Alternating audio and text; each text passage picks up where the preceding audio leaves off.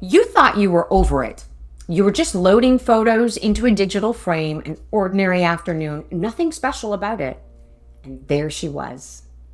The woman you were, younger, full of plans, so certain about how her life was going to look.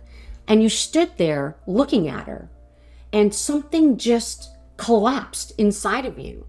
Not because you want that life back, but because she didn't know. She had no idea that none of it was going to come true the way she thought. They talk about divorce grief like it has a clean end, and the ambushes will finally stop, but they don't. The fact that grief is still hitting you years later is not a sign that something's wrong with you.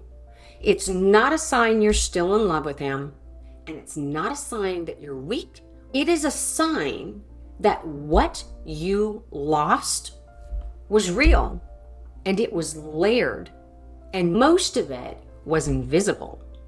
When people talk about divorce grief, they talk about the obvious losses, the marriage, the companionship, the future you planned, and yes, those deserve to be grieved. But what no one prepares you for are the losses that don't announce themselves. The ones that don't arrive until months or years later, when life hands you a moment that was supposed to look one way and it looks completely different now. That's not you falling apart. That's a grief ambush, and there's a reason they keep coming. Here's what I've come to understand. Divorce doesn't just happen once. Now, I know that sounds strange, but stay with me.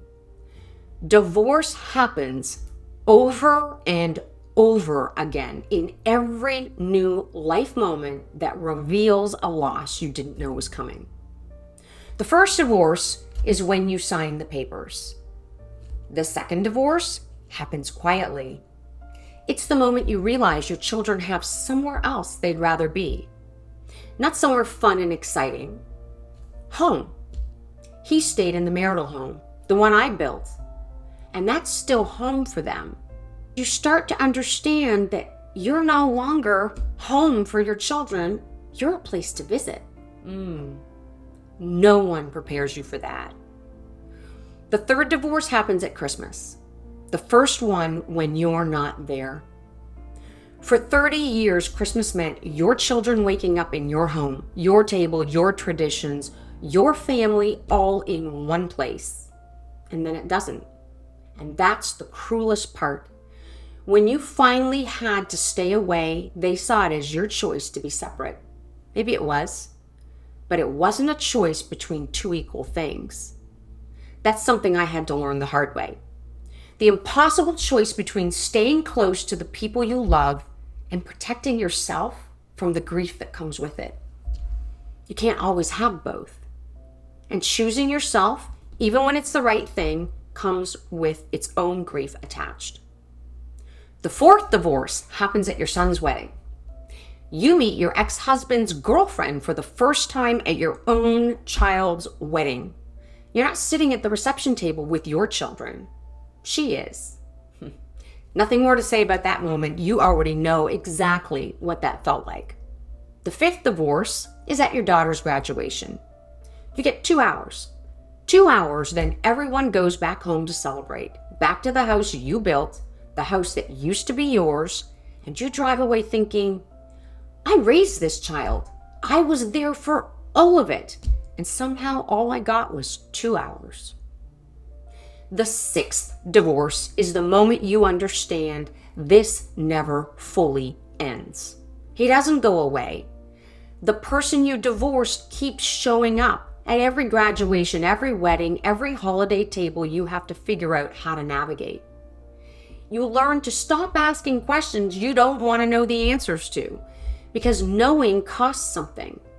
And some days, you just don't have enough left.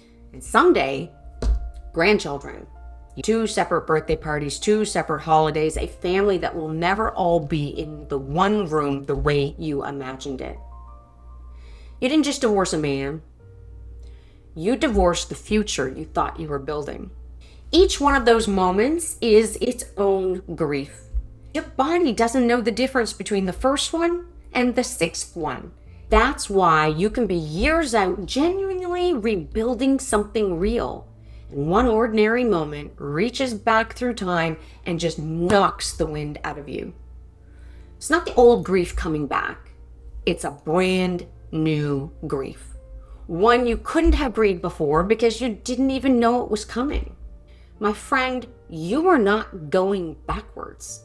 You are grieving forward. The ambushes are not evidence that you haven't healed. They're evidence that your life keeps moving into new territory. And some of that territory has landmines in it. That's not failure. That is what it means to have loved something real. My friend, the ambushes don't mean you're broken. They mean you're alive. They mean you're moving through a life that keeps asking new things of you.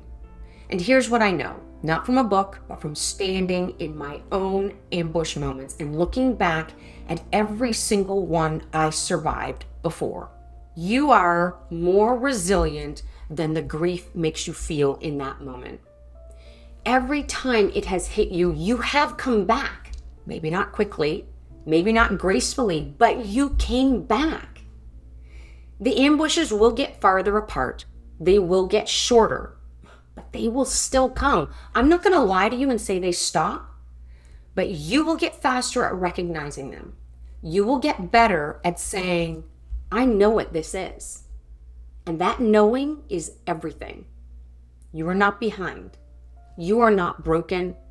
You are grieving forward. And that's one of the bravest things a woman can do. If this video names something you've been carrying quietly, tell me in the comments. What was your ambush moment? This is part 1 of a 3-part series, and we're just getting started. Next week, we go deeper into the loss nobody talks about. Not the loss of him, the loss of everyone else. Subscribe so you don't miss it. And if you're not ready to wait, the link below is to my book for when naming it isn't quite enough and you're ready to rebuild.